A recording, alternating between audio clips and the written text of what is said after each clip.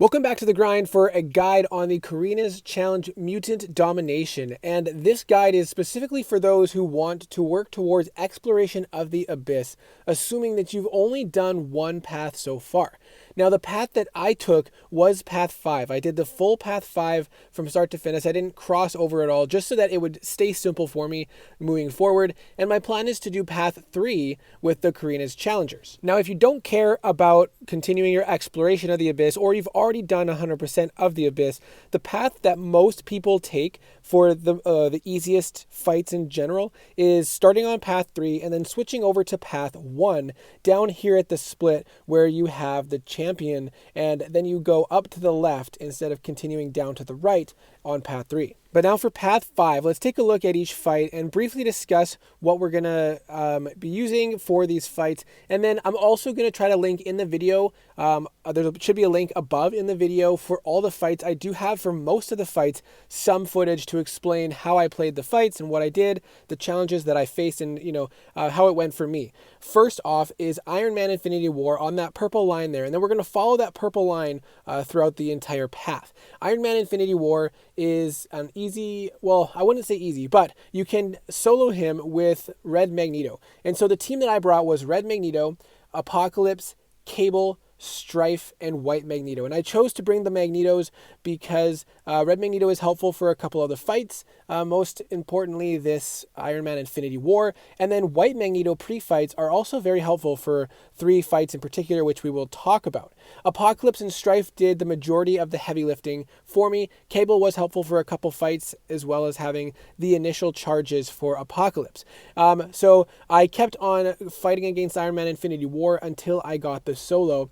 And basically you want to build to a special 2 with your heavy attacks, apply the armor break, and then you have to continue refreshing the armor break by either charging your heavy or by knocking him down. And then you want to do that the entire fight. And then you build up to your special 3s, stack up prowess, and then throw off a bunch of special 3s to take him down. The next fight on the path is Invisible Woman, and Apocalypse is fantastic for this fight. With all the damage over time, he can just do so great. And with the Strife synergy, his special attack burst damage starts to get really high near the end of the fight. And so you can slow play that fight, letting his debuffs do damage over time, allow them to work through the shield that she puts up, and throw your heavy attacks to apply the bleeds to help bring down that shield whenever it triggers, and then try to save your special attacks to throw them once the shield has gone down. The next fight on the path is Hulk Ragnarok, and for him, your damage cap is, I believe, 10% of your champion's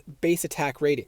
So you're going to be doing less than 1,000 damage per hit. Like, I was doing 380 damage or something every single hit. However, red numbers will bypass this. So damage over time is very beneficial here, as well as Apocalypse burst damage on his special attack also bypasses this. So Cable is a great option for this fight because he has such potent degen damage, and I was able to get 25% off, but I did mess up. The other thing to take note of is when you fall below 20% health, he is going to either get a Fury passive or a very, very potent regeneration passive, and if you are not able to block that at 100%, he's going to heal a crap ton. And so I messed up, I fell below 20%, and he started to regen, so I had to pause and quit right away because there was no way that I would have been able to out damage the amount of regen that he would have healed in that time.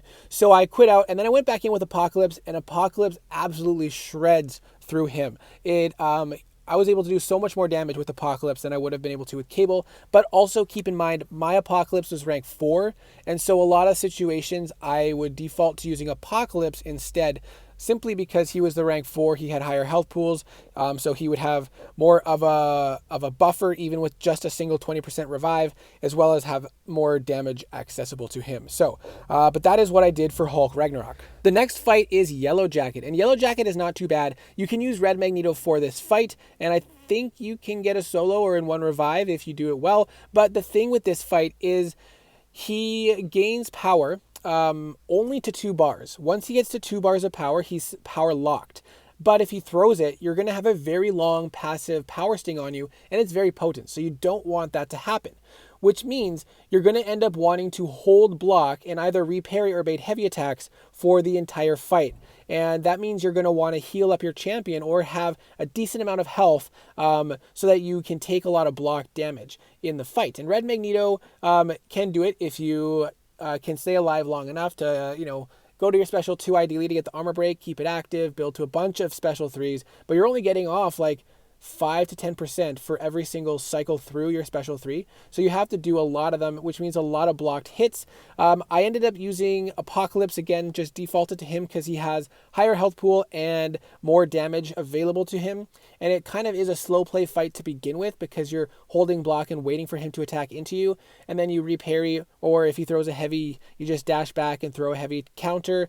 And that was kind of working out better for me, especially because when Apocalypse with the Strife synergy, after throwing a bunch of special attacks, the red burst damage gets bigger and bigger, and we're dealing some nuts damage with like 30,000 damage on every single hit as burst damage. So it was working out better for me using Apocalypse. The next fight on the path is Mordo, and Strife is a great option for this because he can counter evade with his heavy attacks and medium attacks. So that worked out very well. You still have to play around the power gain, but in the video I'll show a few of the tips that I used to play around the power gain. Now, if you want to use one of your White Magneto pre-fights here, or let's say you have a higher ranked White Magneto, mine was only ranked 4, or sorry, mine was only a 4-star. So I didn't have the luxury of being able to finish off the last 3 to 5% of a fight to get more pre-fight charges. So I had to limit myself on what I used. But if you want to use one for this fight to get the passive stun, Mordo cannot evade from a passive stun. So you can use any champion for this fight if that is the case. And but I used Strife. It worked out very well. I did lots of heavy attacks and built up to special 2s. This was the fight I ramped up Strife on personally, and it was a pretty straightforward fight. A couple times he ended up getting to special 3 because of the power gain, but we were able to get through without too much difficulty. The next fight is Mephisto, and Apocalypse is a great answer for this fight. Very straightforward and simple fight with Apocalypse. You just have to make sure you have enough health to survive 8 seconds of incinerate damage before you go immune. I just popped a 20% revive to see how it would work, and unfortunately I died before going incinerate immune. So don't make that mistake. If you have health potions and you're not afraid to use them, you do want to heal up a little bit so that you can survive. I had a ton of revives and not very many health potions, so I was okay sacrificing a revive to get the immunity, and then the rest of the fight was very straightforward. He doesn't regenerate either at 30%, so you don't have to worry about that. The next fight on the path is Thor Ragnorok. Now, anytime Thor Ragnorok has a debuff on him, he's going to be gaining power. That mixed in with his natural power gain after 20 hits can cause for some trouble. So this was a fight where I used my first White Magneto pre-fight, and then I used Strife for this fight. Strife does not rely on any debuffs. All the other champions I had on my team did rely on debuffs, and Strife can deal a lot of damage. Thor Ragnarok, there's not really much to him outside of the power gain, and so it's a very simple, straightforward fight for Strife, and Strife can deal a lot of damage. You can just play parry heavy the entire time if you want to conserve your charges, build up your telekinetic charges, and then if you want to throw off a special 1 to put the passive shock on, but it can be a bit challenging at times to keep it active, so I wasn't relying on that all the time, and then just going to special 2s and getting a lot of damage. It was a pretty simple fight, very straightforward. I wasn't worried about the solo, but it was one of the cheaper fights that I did get down. The next fight is Aegon, and Aegon, for him, you have 100% ability accuracy reduction except during special attacks. And I used Strife for this, and it was a pretty simple fight as well because Aegon is not too difficult to fight. The only thing is with his Furies, he can do a lot of damage into your block, and the other thing is that with Strife, which is who I used for this fight, and it was very simple, but the problem is if you apply the shock with your special 1,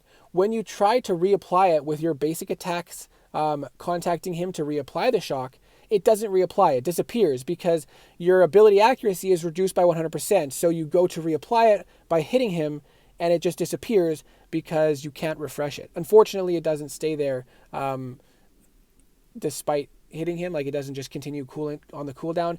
So I didn't worry about the special ones either, unless I wanted to push him to 2 bars of power. I tried to push him to 2 bars of power most of the time, just because then I had to wait less for special attacks to be done. But that's how I did it. Built up to 2 bars of power with Strife and just threw off a bunch of special 2s. At this point, I was fully ramped up, so I was able to be fully unblockable for the majority of the fight. And so we were able to, easily attack into his block, push him over bars of power, and bait out special attacks. The next fight on this path is Mr. Sinister. And it's a pretty straightforward fight as long as you're comfortable dexing Mr. Sinister's special 1. I guess you can take blocks, but it's going to be a lot of blocked hits because every time you land a critical hit, he's going to get increase in his combat power rate. And then obviously, because he can throw back onto you the damage over time debuffs, Apocalypse, throwing heavies, putting the poison on is not going to be ideal. Strife works very well. I know Strife crits a lot, so he is going to regen some of that back, but you can still work him down. He doesn't have the higher health pool, so it's not the worst, and I was able to get him down without too much difficulty with Strife as well. But any champion that has lots of red numbers that cannot be thrown back to you, or with extra burst damage, as long as you can avoid putting on the damage over time debuffs that Mr. Sinister can then throw back onto you, then you should be good. Now the next fight is Thing. Thing has some decent options as well. Pretty much you can just play around his rock stacks with anyone. Apocalypse is amazing for this fight. He can, I'm pretty sure, solo it pretty easily. I did not solo it, unfortunately, but you can remove the rock stacks with his heavy attack. The bleed removes rock stacks, so that's very nice to help control it. In the first stage of skirmish charges, when you have the concussion on and the special 3 to make the potency higher, he will not gain rock stacks. But when he goes into the second set of skirmish charges, the ability accuracy is increased. So therefore, he will still gain rock stacks. So you will have to play around it and use lots of heavy attacks. But using lots of heavy attacks is ideal for slow playing the fight anyways. Red Skull was my least favorite fight, I'm sure, on this path because you don't really do much damage to him until he's over 2 bars of power. But then you're risking pushing him to 3 bars of power. Plus, his special 2 is more difficult to evade or to dex, and so you might be taking lots of blocked hits. You also want to take blocked hits to push him up to 2 bars of power so you then can do damage. Red Magneto is a good option for this fight because he's a metal opponent, so you can push him up to just over 2 bars of power. If you have the Pacify Mastery, I think it's Pacify or Petrify Mastery, then you can parry him while he has 2 bars of power and throw your special 3, and you won't risk pushing him up to 3 bars of power, and you'll get some good damage off of that. But it does take a lot of special 3s to get him down, and that means you have to stay alive a long time with all the block damage. You're going to want to be healing up for those fights, and if you're not healing up like I was, then it's going to be a lot of revives in order to get him down. Alternatively, you can use pretty much any champion really and save your high damage dealing hits or special attacks for as you're going to push him over 2 bars of power, or once he already has 2 bars of power, and that way you'll be doing the most damage possible against Red Skull. Now the next fight on the path is Bishop. And Bishop is a bit of a pain. It is not the new Bishop, it's the old Bishop, but he can regenerate a ton of health. And one of his abyssal abilities, if you apply a bleed, he will regenerate insane amounts of health. And with the mutant class, there are kind of more limited options. You don't want to use Apocalypse because of the fact that you're going to want to throw heavy attacks, which is going to put a bleed, and then he'll regenerate. You don't really want to use anyone with energy attacks unless you can prevent him from using power or using his specials, because he gains those charges and then everything just gets worse at that point. Now I used Cable for this fight and it actually worked out really well. The problem is, of course, you take a lot of blocked damage. I usually tried to push him to special 2, which means I would reparry a couple times. So a couple blocked hits for the reparry, but if you just bait the special 1, you're taking some blocked hits as well, and it might equal out to roughly the same. So it's not really the worst case if he throws a special 1, but I preferred to push him to the special 2. And then just, what I would do, and I'll show it in the clip when I post all the other videos, you can link to it. I just blocked the first hit of the special 2 and dexed the rest to make sure that I didn't get actually hit in the face by any part of the special 2. And so maybe it would have been better just baiting special 1s, but it worked out pretty well for me with Cable. Cable is able to do a good amount of damage. Cable does more damage if the opponent has less power, so baiting special 1s more frequently would actually get you more damage done. And if you get lucky, you'll get some regens to keep you in the fight longer, but this is one of the fights that you might want to throw some health potions into as well. But it only took me 4 runs with Cable to get him down. So I was able to do over 25% with each run, and so four runs at him got him down. So it actually wasn't too bad. Then the next fight on the path is Symbiote Supreme. And Symbiote Supreme is a bit of an interesting one. Every time you crit, you're going to put a charge onto him, and then once you get to 20, he's going to start draining or gaining power and draining your health, essentially. So it can... If you get to those 20 charges and you don't have much health left, you're going to die.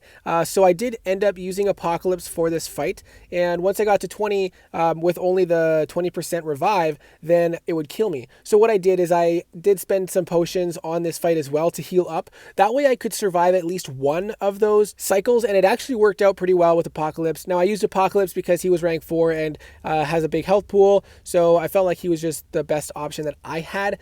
Strife, I don't know if Strife would crit too much, but Strife can do a lot of damage in a short period of time, so you could probably burst him down with Strife as well. And then Cable is another interesting option, because if you push Symbiote Supreme into the corner really quick, you can do a lot of heavy attacks spamming against him in the corner without him gaining much power, because he just gains that slow power over time. And so I was able to do that with Apocalypse, and I'm thinking if I did that with Cable, I could have stacked up like 15 to 20 degens on Symbiote Supreme right near the start of the fight. And Cable doesn't have the highest crit rate, so maybe he wouldn't have gained many charges, and I would have stacked tons of degens. So I kind of wish that I tested that, but I went for the safest option and tried to save as many of revives as I could. But that's something interesting to consider as well. The next fight is Massacre or Masacre, and that one's interesting because you only deal damage while the opponent is holding block. So when you're hitting into him, he's not going to take damage. But if he's holding block and you attack into his block, or if you have a damage over time effect and he holds block,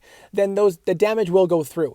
The other thing is every time you hit into him, not his block, but into him, he's going to gain a stack, which is going to increase the amount of damage he takes while blocking. So you actually want to attack into him first and then stack up those charges up to a max of 99. And then you want to be focused more on hitting into the block. Now, I think it's important to focus primarily on hitting him early on. At least up to like 60 or 70 charges. And then at that point, you can try to slow play it a little bit more, do some hits into the block, and then when you start getting backed up a little bit into the map, then attack into him a little bit more and push him away until you get up to 99. But the problem with this fight is you use most of your abyss charges, skirmish charges, trying to build up those stacks so that you can then do damage. So then you're left with only half the fight to actually do damage. Now, I primarily used Apocalypse for this fight, actually. I started off with Strife because I had heard that he was a really good option for it, and he's decent, yeah, but he wasn't really doing the damage I was hoping for, and it was kind of a pain. Then I went in with Apocalypse, and he actually really surprised me because of his damage over time, and because the damage is increased while the opponent is blocking once you stack those charges, and then because he has special attacks that have a long animations and have multiple hits. So I was doing a lot of damage into the block, plus I could throw the special attacks into the block because the special one created so much distance between the two of us that I was able to then hold block. And I'm really excited to show you the video on that, so take a look at that video. Now, the next fight is Omega Red, and that's a pretty straightforward Red Magneto fight. You just build up to your special 3, throw it off, you get that bleed damage and the shrapnel damage. He does have reduced damage to bleed, but the shrapnel burst is still very strong, and you can go to your special 2 first to get the armor break. It's not required for the fight, but it does help you do more damage. And then the next fight is Medusa, and Strife is a fantastic option for this Medusa because even though you can't nullify any buffs, if she goes unstoppable, you can use your charges to remove the unstoppable. So as long as you're attacking into her with enough charges, you'll remove the unstoppable and actually put a passive stun onto her. So you can do it through her block as well. And another nice thing is if you are able to keep your charges up between the unstoppable buffs, then you can avoid her auto blocking your attacks. But you do have to be careful not to throw a special attack when she might trigger